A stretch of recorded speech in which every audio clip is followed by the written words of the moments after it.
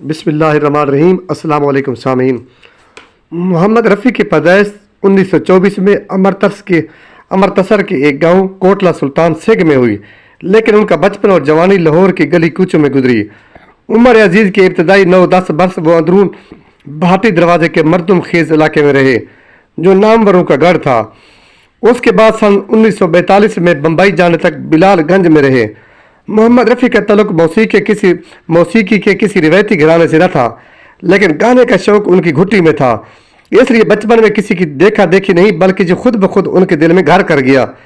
پہلی آواز جس نے محمد رفیع کو متاثر کیا وہ ایک فقیر کی تھی جو ان کی گلی میں آتا، اس کے ساتھ وہ دور دور تک نکل جاتے تاکہ زیادہ دیر تک اس کی سریلی آواز سے محظوظ ہو سکیں۔ جس گیت سے سب سے زیادہ ان کے دل کو چھوا اس کے بول تھے کھیڈن دے دن چار۔ محمد رفیع کے گھر والوں نے جان لیا کہ ان کا جی موسیقی کے سوا کسی کام میں نہیں لگتا۔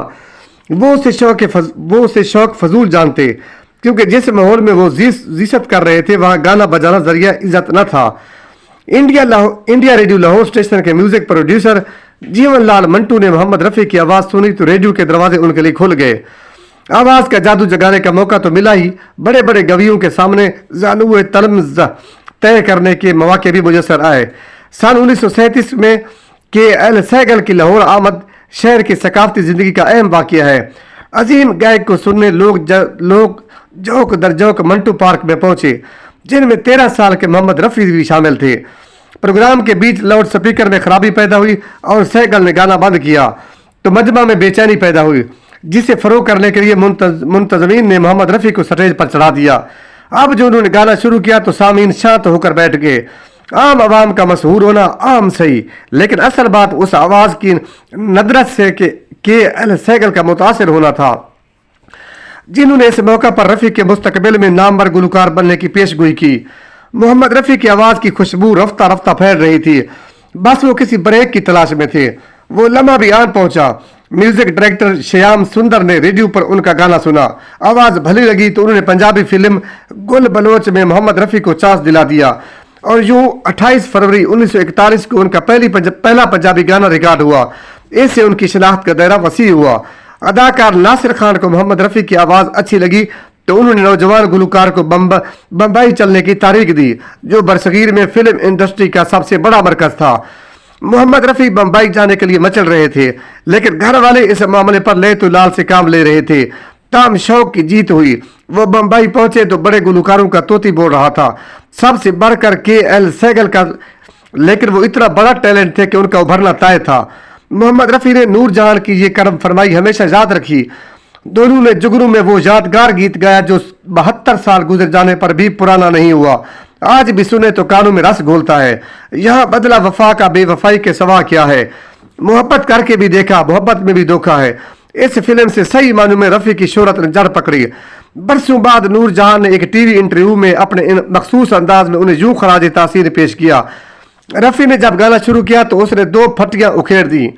جگنوں کے بعد فلم میلہ نے فلم انڈسٹری میں پلے بیک سنگر کے طور پر رفیع کے قدم مضبوطی سے جما دیے۔ اس گیت نے انہیں بہت شہرت بخشی۔ یہ زندگی کے میلے دنیا میں کم نہ ہوں گے، افسوس ہم نہ ہوں گے، افسوس ہم نہ ہوں گے۔ فلم بیجو باورا میں ان کا یہ گیت اور دنیا کے رکھوالے سن درد بھرے میرے نالے بھی بہت مقبول ہوا۔ نوشاد نے ایک جگہ بتایا تھا کہ پھانسی سے پہلے ایک مجرم سے اس کی آخری خواہش پوچھی گئی تو اس نے کہا کہ وہ محمد رفیع کا مذکورہ گانا سننا چاہتا ہے۔ اس کے بعد محمد رفیع کی شہرت کے چراغ کی لو بڑھتی چلی گئی۔ ان 6 گانوں پر انہیں فلم فیئر ایوارڈ ملا۔ 14ویں کا چاند ہو یا آفتاب ہو، تیری پیاری پیاری صورت کو کسی کی نظر نہ لگے چشم بدور، چاہوں گا میں تجھے سانج سویرے سویرے، بہاروں پھول برساؤ کہ میرا محبوب آیا ہے، دل کے جھروکے میں کیا ہوا تیرا وعدہ۔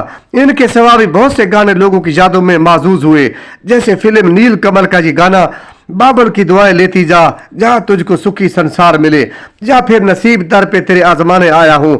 فلم دلاری کا یہ گانا بھی بہت ہٹ ہوا۔ سہانی رات ڈھل چکی نہ جانے تم کب آؤ گے۔ رفیع نے اپنے عہد کے تمام بڑے بڑے موسیقاروں کے ساتھ کام کیا۔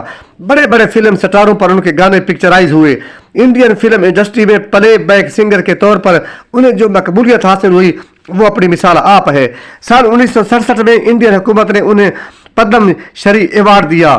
सन 2001 में उन्हें best singer of the millennium और 2013 में एक पोल में greatest voice of Hindi cinema करार दिया गया।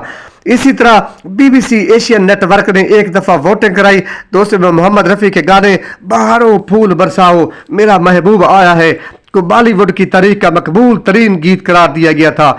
31 जुलाई 1980 को बम्बई में दिल का दौरा पड़ने से उनका इंतकाल हुआ।